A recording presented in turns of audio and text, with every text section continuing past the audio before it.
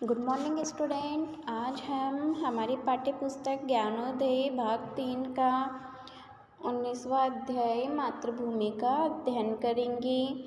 इस अध्याय में मातृभूमि की महिमा के बारे में बताया गया है कि जो हमारी मातृभूमि है वह हमारे राज्य की नदियाँ, झरने, गिरिवर आदि वह स्वर्ग से भी सुंदर है। जो सुख स्वर्ग में मिलता है उससे भी ज़्यादा सुख हमें हमारी मातृभूमि पर रहने से मिलता है।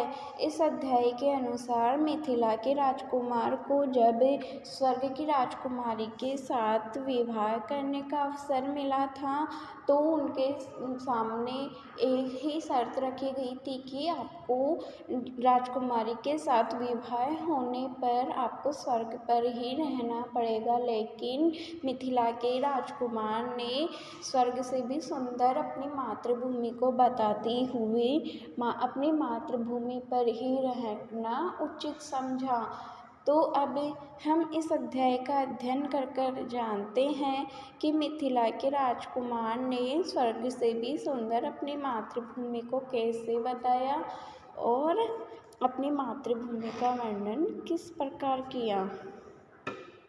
मिथिला नरेश अर्थात मिथिलेश के राजा का राजकुमार बहुत ही बुद्धिमान था।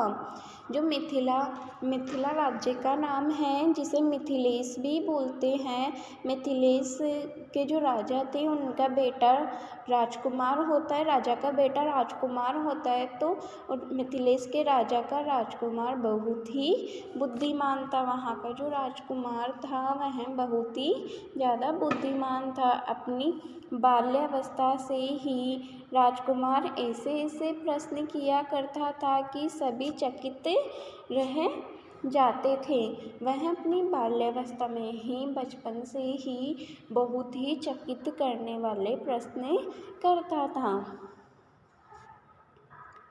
एक दिन राजा ने कुलगुरु से राजकुमार के अध्ययन के बारे में विचार विमर्श किया और फिर राजकुमार को कुलगुरु के आश्रम में शिक्षा हेतु भेज दिया। एक दिन वहाँ के जो राजा थे मिथिला के, उन्होंने वहाँ के जो कुलगुरु थे, उनके जो कुल के जो गुरु थे, कुलगुरु का मीन्स होता है पूरे संपूर्ण कुल के गुरु। तो उनको उनकी शिक्षा के बारे में विचार विमर्श करके राजकुमार को कुलगुरु के आश्रम में शिक्षा के लिए भेज दिया।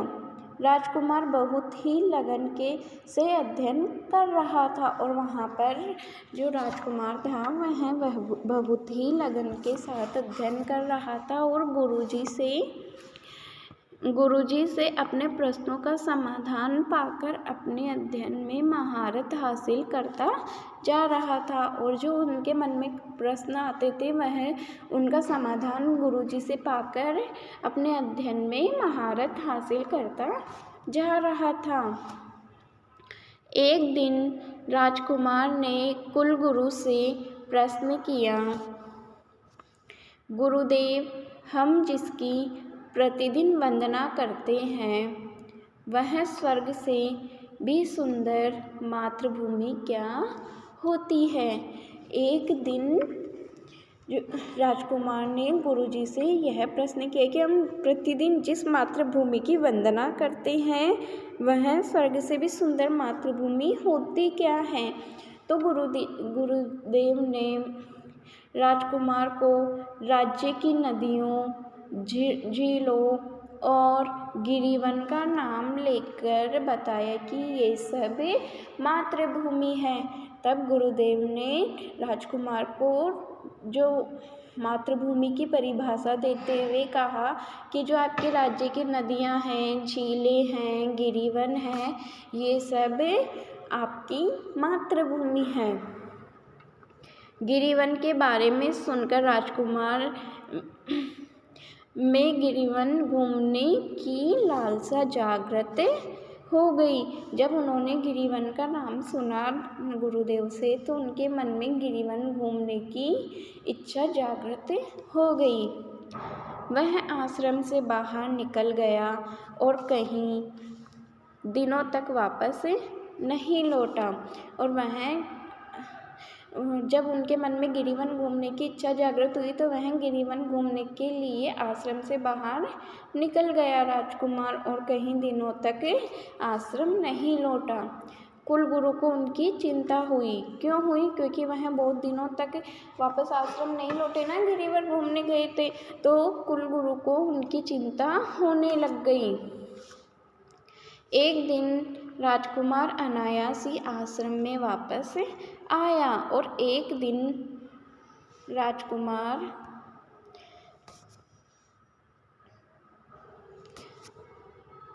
अचानक से ही आश्रम वापस लौट आए और सीधा कुलगुरु के पास गया और सीधा कुलगुरु के पास गए। उसने गुरुदेव को प्रणाम किया। राजकुमार ने कुलगुरु के पास जाकर सबसे पहले कुलगुरु को प्रणाम किया और कहा, आपने सही ही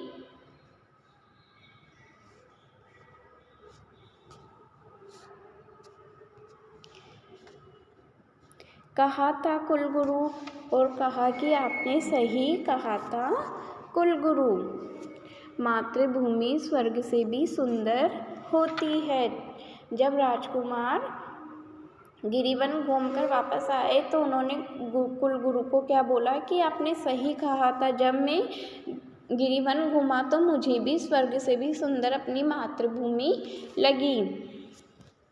मैं गिरिवन में घूमकर देख आया हूँ, पर्वत पर निर्झरों के शीतल जल से थके लोगों की थकान और प्यासे लोगों की प्यास बुझ जाती है। तो उन्होंने क्या कहा, पर्वतों जब है ना मैंने पर्वतों के जो झरने थे उनके जो शीतल जल मतलब ठंडे जल से थके लोगों की थकान, और ठंडे जल को पीने से थके लोगों की थकान और प्यासे लोगों की प्यास बुझ जाती है।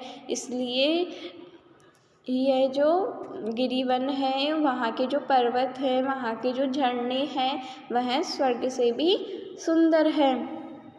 घाटी में हरे हरे वन, लता और पशु पक्षियों की शोभा भी अवर्णनीय है। और जो घाटी है वहाँ के जो हरे हरे वन हैं, लताएं हैं, लता मीन्स बेल है, पशु पक्षी है, उनकी शोभा भी अवर्णनीय है, जिसका वर्णन नहीं कर सकते, वर्णनीय है।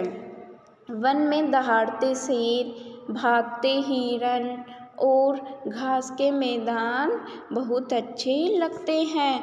और जो हमारे वन में दहाड़ते शेर हैं, भागते हिरन हैं और घास के जो बड़े बड़े मैदान हैं वह भी बहुत अच्छे लगते हैं।